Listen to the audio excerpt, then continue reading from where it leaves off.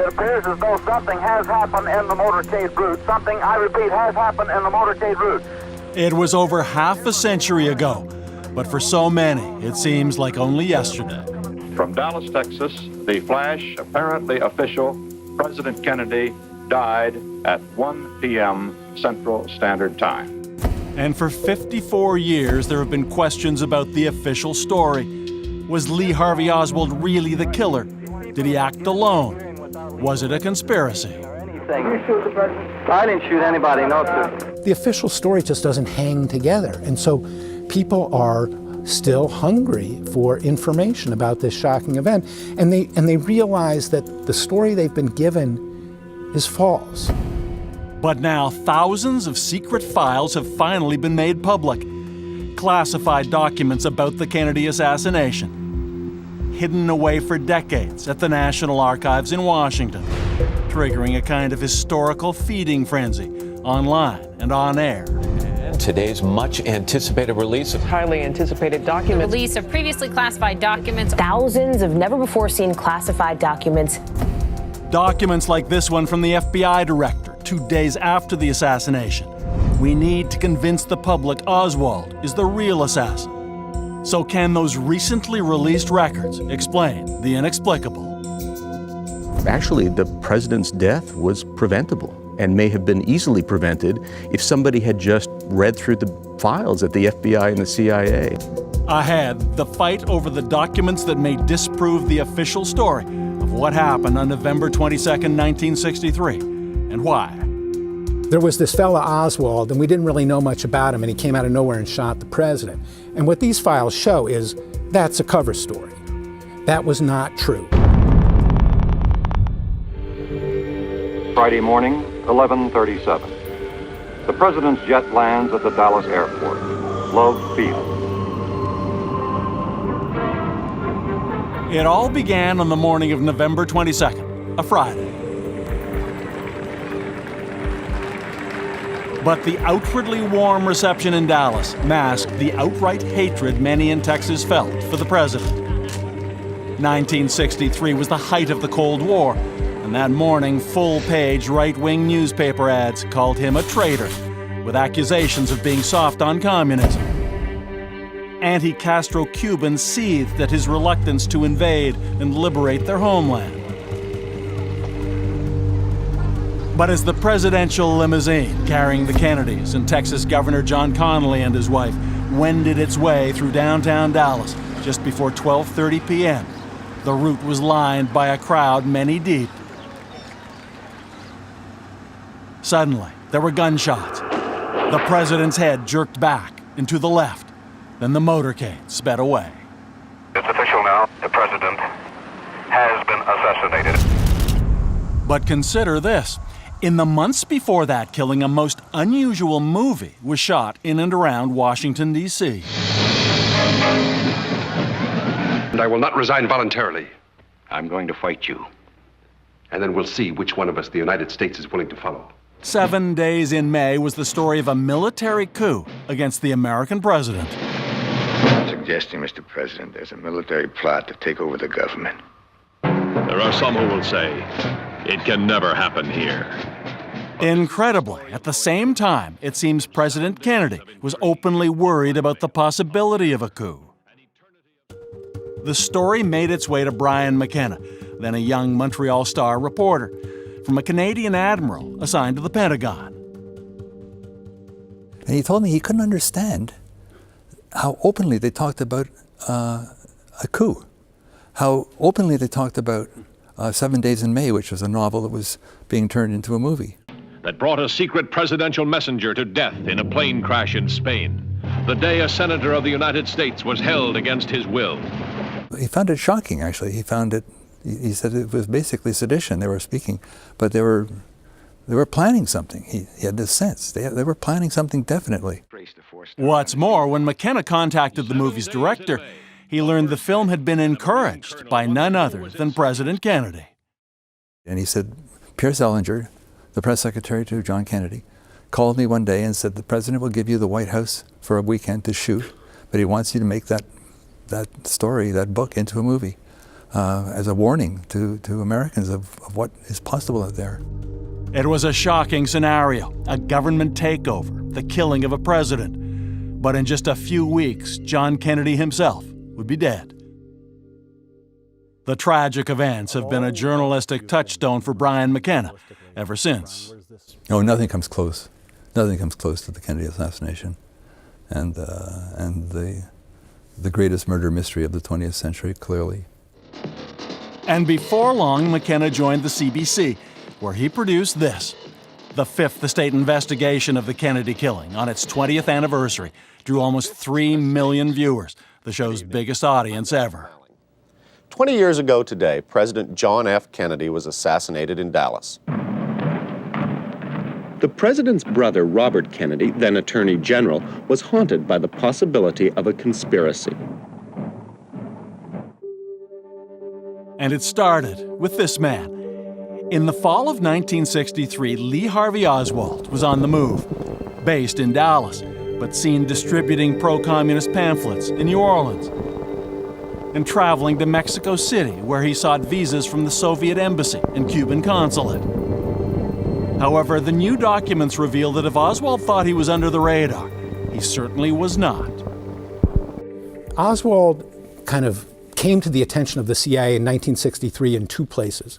In New Orleans in August 1963, and in Mexico City about 6 weeks later in October of 1963. Investigative journalist Jeff Morley says the newly released files detail the extent of American surveillance of Lee Harvey Oswald, especially in Mexico, by the CIA. Mind you, everywhere Oswald goes on this little venture, he's tripping off CIA surveillance activities. When he walks into the Cuban consulate, they have an impulse camera on that door. So when he penetrates the plane of the door, that camera goes off. When he goes in, when he comes out. Same thing down the street at the Soviet embassy, impulse camera. When he gets into the Soviet embassy, he talks, his voice is picked up on a CIA wiretap. What's more, Jeff Morley says, the files also show that back in 1963, in Dallas, the FBI had its eyes on Oswald too. They knew where he was, and they were visiting him and his wife on a regular basis just to kind of check in with them. Incredibly, given all that, somehow Lee Harvey Oswald found himself in Dallas at the very same time as the president, armed with a rifle, and apparently away from the prying eyes of the CIA and FBI. How could that be? Author Jeff Morley. And so the question is, were they incompetent? Nobody in the CIA or FBI does anything, and they're just asleep at the wheel. That's one theory. That's the official theory. Everybody was just asleep at the wheel, and he just slipped past us. The other theory, which I lean more towards, is somebody was watching Oswald the whole time, and that's proven by these documents. After the break, what role do those new documents show the CIA played in the assassination of JFK? There's two crimes here. One is the murder itself, and the second is the cover-up of the murder. And what we were witnessing with all of these things happening was the cover-up of the murder. The story doesn't end here. Like the Fifth Estate's Facebook page so you can follow our investigations. We will post updates on stories and special video features that take you deep inside. It is known as the JFK Records Act, and back in 1992, the U.S. Congress made it American law, ordering the government to make public all records about the Kennedy assassination within 25 years, by 2017, releasing tens of thousands of documents kept secret for over half a century. Well, I think that the intense media coverage shows that people are looking for an answer. They're looking for a better explanation than the one that they've been given for 50 years. Over the years, Jeff Morley has had many unanswered questions. The former Washington Post reporter now writes a JFK website and has authored several books about the assassination and the CIA. Morley says those declassified documents have focused attention on the connection with JFK's accused killer Lee Harvey Oswald that the Central Intelligence Agency has tried so long to hide. You gotta wonder, why go through all that effort if it's so obvious that this one guy killed the president for no reason? So to me, it's almost self-evident that the government is hiding something that's highly embarrassing to them about all of this. Which takes us to Dallas on November 22nd, 1963, and the facts uncovered by the Fifth Estate broadcast on the assassination's 20th anniversary. Along with the material recently released, it is more troubling than ever. The president's car is now turning onto Elm Street, and it will be only a matter of minutes before he arrives at the trademark. It was almost 12:30 p.m. as the Kennedy motorcade passed the Texas School Book Depository, and gunshots rang out. From the beginning, there were questions about the fatal shots. It appears as though something has happened in the motorcade route. Something, I repeat, has happened in the motorcade route. After the first bullet struck, just 5.6 seconds elapsed until the final shot. This FBI simulation concluded Lee Harvey Oswald, said to be a poor marksman as a Marine, had somehow fired 3 bullets in those few seconds, hitting the president, wounding Texas Governor John Connally, then the lethal shot that killed Kennedy.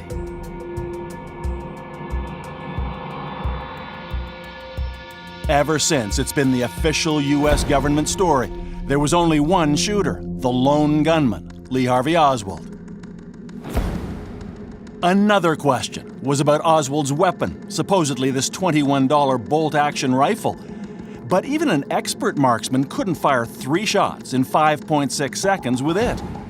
That's when the official story changed, deciding the president's and governor's wounds were caused not by 3 bullets, but just 2. The first shot, they now argued, hit both men. This bullet, same ammunition, it looks like a... In our original report, forensic pathologist Cyril Wecht explained what was called the single bullet theory. Single bullet theory says that one bullet struck the president in the back, coursed through his upper chest, exited from the front of his neck, re-entered John Connally's back, pierced the right lung, collapsing it, severed a vein, artery, and nerve, broke the right 5th rib, destroying 5 inches of that bone, exited from the front of the governor's right chest, re-entered the back of the governor's right forearm, caused a comminuted fracture of the distal end of the radius, a very thick bone, partially severed a vein, artery, and nerve, exited from the front of the governor's right wrist, re-entered the governor's left thigh, went all the way down to the femur, the big bone in the thigh, bounced back, came out through the same small hole in the skin, fell into the governor's clothing, from his clothing onto the stretcher, and was fortuitously found a few hours later in the afternoon on Friday, November 22nd, 1963, at Parkland Memorial Hospital by a maintenance employee who was trying to get to the men's room and found a corridor blocked by stretchers. My take on the magic bullet theory is nobody in the car believed that that's what happened. According to author and journalist Jeff Morley, the 4 other occupants of the presidential limousine rejected the magic bullet theory. Jackie didn't think that's what happened. She said, I don't remember it that way.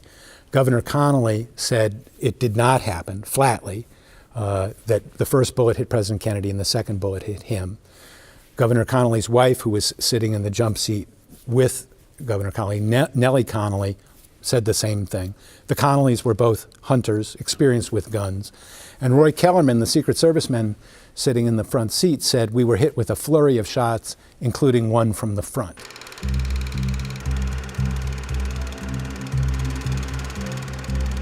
Then came this, the 8mm film of the fatal shot taken by Abraham Zapruder and kept secret by the CIA since 1963 was finally released 12 years after the assassination. For the first time, the world could see John Kennedy put hands to throat as the first bullet rips through him from back to front.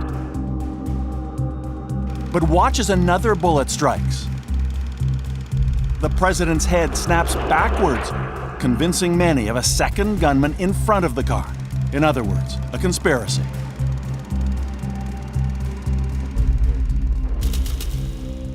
In just over an hour, the Dallas police allegedly found that gunman in a nearby movie theater, then whisked him to headquarters. He was former Marine and known communist sympathizer Lee Harvey Oswald. The only record of what he said was as police escorted him through the throngs of reporters and cameras. Against the wall. All right, these people have given me a hearing without legal representation or anything. You shoot the president? I didn't shoot anybody, no, sir.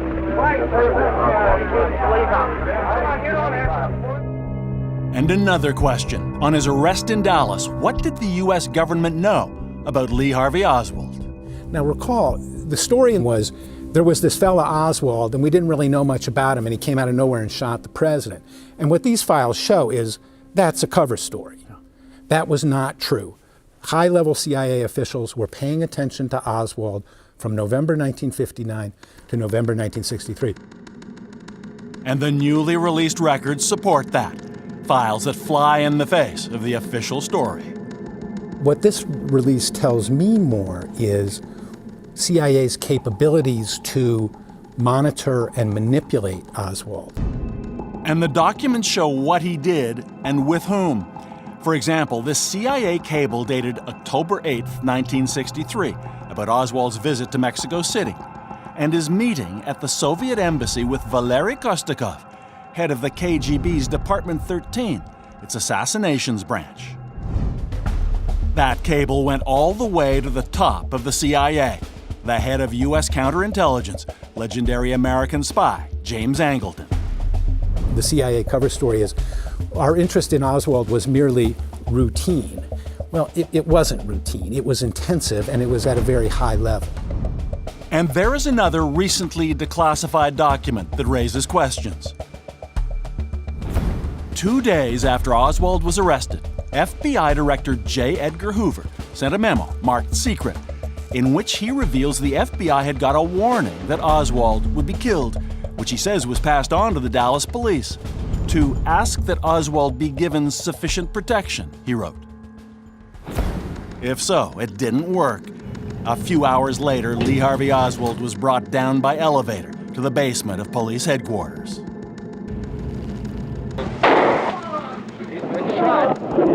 There's a shot. Oswald has a shot. Hoover says. For Jeff Morley, Hoover's memo begs the question, was it incompetence or willful ignorance? No, and that portion of the memo compounds the travesty of the chief assassination suspect being killed in police custody, because the Dallas police had been warned and they ignored the warning and took the prisoner into an unsecured area. This is the man who shot Oswald, Jack Ruby, a local nightclub owner and small-time mobster. Authorities described him as insane with grief over President Kennedy's death. They concluded that after Oswald killed Kennedy, Ruby killed him, and they both acted alone. But what about Jack Ruby's ties to the mob? What might they indicate? In our original show, Eric Malling spoke to Richard Billings, a congressional staff member who investigated the Kennedy assassination in the late 1970s. The main piece of evidence of organized crime complicity in the conspiracy is Jack Ruby. According to Billings, Ruby was a bona fide mafia member. He was working for mobsters. He was a runner for Al Capone, messenger boy when he was a kid. He worked for the mob in Chicago. Ruby was nothing else but mob. And insiders said Ruby's killing of Oswald had the hallmarks of a gangland hit, quickly approaching the victim, jamming the gun in his stomach, pulling the trigger. So why would the American mafia want to be complicit in the assassination of the president? This CIA document, also recently released, refers to the strong drive to get after the mafia by the Kennedys, both JFK and Attorney General Robert. By 1963, it was no secret the mob was fighting back. Before he died, Jack Ruby told friends and family his role in Dallas had been part of a much larger plot. And consider this, the memo written by FBI Director J. Edgar Hoover after Kennedy was killed, also recently released. It's seen by many as proof that Lee Harvey Oswald was the U.S. government's patsy in JFK's death. Hoover wrote, "I am concerned about having something issued so we can convince the public Oswald is the real assassin." And so in that moment, the president's been dead for less than 48 hours, and Hoover has already dictated the result that the official investigation, which has not begun, will reach. So the conclusion of the assassination was dictated before the investigation began. That's what that J. Edgar Hoover memo tells us. There's two crimes here. One is the murder itself, and the second is the cover-up of the murder. For former CBC producer Brian McKenna, the more he dug into the JFK story, the more he was convinced a conspiracy killed Kennedy. He says the most telling clue was the dramatic change in the condition of the president's body from the emergency room in Dallas to the autopsy outside Washington. When we come back... I mean, you don't alter a body. You don't mess with dead people. And certainly not a president's body. How then? To explain this. We got the last part of the sheet off. There was just a gasp in the room. And I looked down and I said to myself, my God, there's no brain. It's all gone. There's always more to our stories. You can keep up with the Fifth Estate by subscribing to our weekly newsletter. We'll tell you what we're working on and share updates on past stories. Sign up on our website at cbc.ca/fifth. Just now, we've received reports here at Parkland. The first unconfirmed reports say the president was hit in the head. That's an unconfirmed report that the president was... To this day, the official story is that the shot that killed John Kennedy hit him in the head from behind. But is that what the autopsy showed? It's an important question because doubts about the integrity of JFK's medical records are among the most contentious issues surrounding the assassination. When Kennedy was declared dead, the doctors who had tried to save him at Parkland Hospital in Dallas gave a briefing. Little attention has been paid to it, but incredibly, what they said was the opposite of the official story. The doctors described the fatal shot, small entry wound in front, as the Zapruder film seems to show, massive exit wound in the back. What's more, they said Kennedy's brain was largely intact when they put his body on the plane for the autopsy in Bethesda, Maryland. So in Parkland, all of these doctors and radiologists and whatever saw this hole in the back of Kennedy's head, and then the body and the story switches to Bethesda, the American Naval Hospital. Brian McKenna, who produced the 1983 Fifth Estate investigation, Who Killed JFK, concluded that when the body reached the Naval Hospital outside Washington, its condition had drastically changed. And there, the doctors saw that damage to the head was not there. And, but there was the whole top of Kennedy's head was gone. And it was like, this can't be happening. I mean, it's so beyond outrage. But the facts were very clear. Everybody remembers where they were on November 22nd, and everybody had... In McKenna's landmark documentary, he followed author David Lifton, who presented evidence that he said proved the president's body had been tampered with. I mean, you don't alter a body. You don't mess with dead people, dead bodies, and certainly not a president's body. And on the other hand, there's evidence of all these different activities occurring. David Lifton had located and interviewed the people who'd been part of the chain of custody for Kennedy's body after he died. At Parkland Hospital, an orderly named Aubrey Reich wrapped the president in a white sheet before placing him in a coffin and closing the lid. You didn't use a body bag for the president? No, sir. No way. Absolutely no question about that? No way. How can you be certain? I was there. And you remember? I remember picking him up. I was the one that had the blood on my shirt and everything from the body. And Aubrey Reich says the presidential casket was an expensive one, made of bronze. And at Dallas Airport, that's what we saw loaded onto Air Force One. After Lyndon Johnson was sworn in as the new U.S. president, they began the flight back to the Capitol. Upon landing, the bronze coffin was removed from the cargo bay and loaded into a hearse for transport to the Naval Hospital in Bethesda, Maryland, where the autopsy would be performed. Dennis David was a naval officer on duty at Bethesda when the body arrived. But in 1983, he said the casket he unloaded wasn't bronze. we offloaded a casket, and it was carried into the autopsy room. This casket is a plain gray box, if you will, metal box.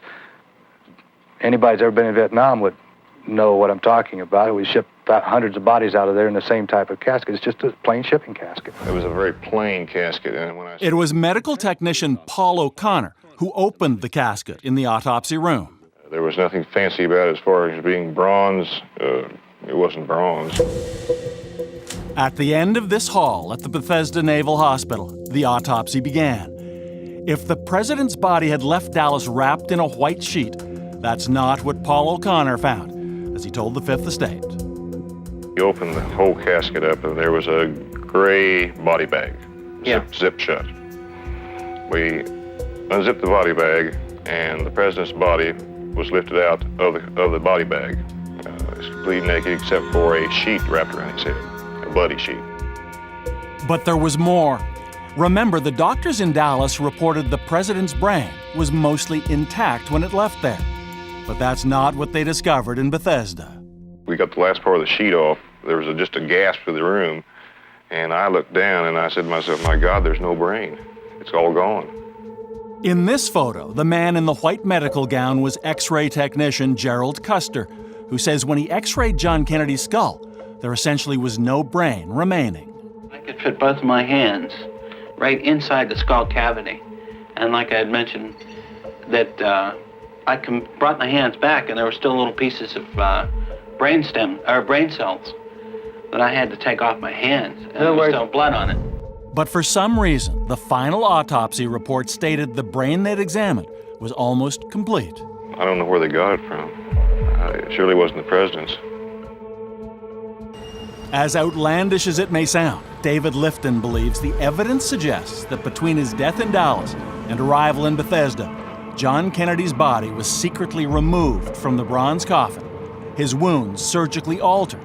Then he was sent ahead in that gray metal casket to arrive before the autopsy. Essentially, it was a medical forgery, seemingly intended to prove the fatal shot could only have come from Lee Harvey Oswald's gun. Now, 30 years since our first story, more than 50 since JFK died, the issues surrounding his assassination remain the focal point of writer David Lifton's career, if not his life. After so long, it's been 50 years now, half a century, what does it matter if Oswald acted alone or not? Well, I'm going to use the word that I don't like to use, but basically we had a coup. That's what this is all about, not about a second assassin or whether there's somebody hiding behind a fence or a bush. Is the story that Oswald shot the president a true story or a fictional story? If it's a true story, Johnson became president by a quirk of fate.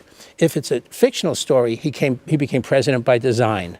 Now, I say it's a fictional story because the evidence is fraudulent. It was a conclusion former producer Brian McKenna came to agree with. And what we were witnessing with all of these things happening was the cover-up of the murder. And the most graphic, in a sense outrageous, piece of the puzzle was what happened to the president's body. The declassified documents released recently say nothing about the president's body or his brain. But not all the Kennedy files have yet been made public. And that is why, as you'll see when we come back, there now is growing pressure to release those final secrets. The overwhelming majority of Americans are on our side. Release it all now. And when that happens, we're going to learn something very new and very interesting about the assassination of JFK. I'm quite confident of that.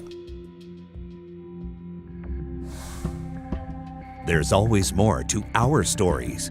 You can stay connected to the Fifth Estate on Twitter. Get the latest on upcoming shows and special video features.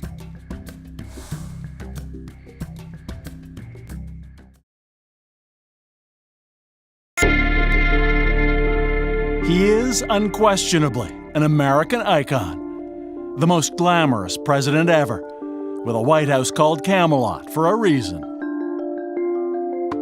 So it should come as no surprise John Kennedy's assassination would generate 5 million pages of documents, of which, even after the recent release, thousands remain in the National Archives in Washington, still kept secret. According to many who have followed this story for decades, like investigative journalist Brian McKenna, those final files are likely the crucial ones. Well, I think we're in the crown jewels now, that the fact that they're still trying to hide this stuff, there's something explosive there. I mean, all of the principal players are dead. So why are they still defending this? Why are they still, putting a stone circle around it and saying no one can go there? Donald J. Trump! Yet in the name of national security, President Donald Trump has pushed the deadline for release of the final documents to April 2018. Author Jeff Morley isn't convinced it will happen even then. What the fact that they didn't comply with the law tells us is they intend to keep some of this material secret indefinitely. And I say, it stands to reason, it's almost axiomatic, that the things that they don't release are going to be the most sensitive. Now, some people say, well, they're just hiding nothing. I wonder about that. If they're hiding it for a reason, and they're going to try and hide this story. So what is still being hidden? Perhaps CIA secrets. Morley has investigated the surveillance of Lee Harvey Oswald by both the CIA and FBI, especially after Oswald met KGB assassinations officer Valery Kostakov in the months before Kennedy was killed. Oswald comes back to the United States, and the CIA never says, well, to the FBI, why don't you go go interview that guy and find out why was he talking to Kostakov? That never happened. It wasn't that the CIA ignored evidence that Oswald was a threat to the president. They ignored proof that he was a threat to U.S. security. It's a dog that didn't bark in the old Sherlock Holmes story. It's like, why? That's the thing that you would have expected to happen. The dog should have barked at Oswald, and it doesn't. And that enables him to go to Dealey Plaza. Given all the revelations, former Fifth Estate producer Brian McKenna says he's come to a troubling conclusion. I think it's pretty clear that Oswald was a CIA agent at this point. And the evidence is now just piling up and piling up that they were running him, they were controlling him. And I think we're getting closer to the possibility that CIA officers were manipulating Oswald before. Now, they could have been manipulating him for other purposes, like to gather intelligence or lure the KGB into something, or they could be manipulating him for something that was going to happen on November 22nd. That part of the story we don't know. But what these documents do for me is they heighten that possibility. The possible rationales for killing Kennedy abound.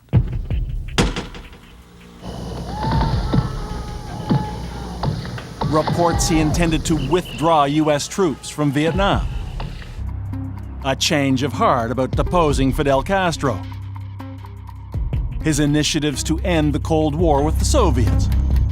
Any or all could have made Kennedy a target at home or abroad. Indeed, Brian McKenna believes that by 1963, John Kennedy's policies made him persona non grata to many in the U.S. government and military. Serious stuff. I believe there was a coup d'etat.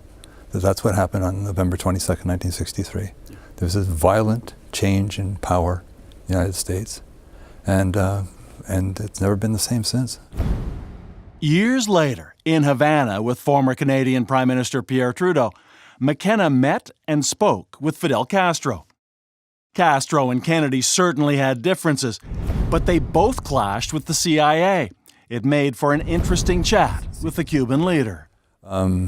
I said, can we talk about the Kennedy assassination? And he said, yes. And I said, so was it the anti-Castro Cubans? He said, a lot of them were involved, but they couldn't have been alone. And he just said, the CIA. There may well be an institutional reluctance to release, but for those seeking the secrets, there's always hope. Do you ever expect to see that released? Yeah, I do expect it. I do expect it to be released. It's not going to be easy. The thing that people like me have going for us, the overwhelming majority of Americans are on our side. Release it all now. And as long as that's true, I think that the public pressure will be able to push all of this material out into the open. And when that happens, we're going to learn something very new and very interesting about the assassination of JFK. I'm quite confident of that. I think something's going to happen. I really do. It may take another 5-10 years, hopefully not beyond that, but I think that there's something explosive is going to happen in the Kennedy story. And I think we're going to find out there's a real reason why they're hiding documents even now. 54 years later, and counting, many are convinced the killing of President John F. Kennedy goes far beyond the lone gunman and the magic bullet that are still the U.S. government's official story. But unless and until those remaining records are finally released, the haunting question will remain as well: who killed JFK?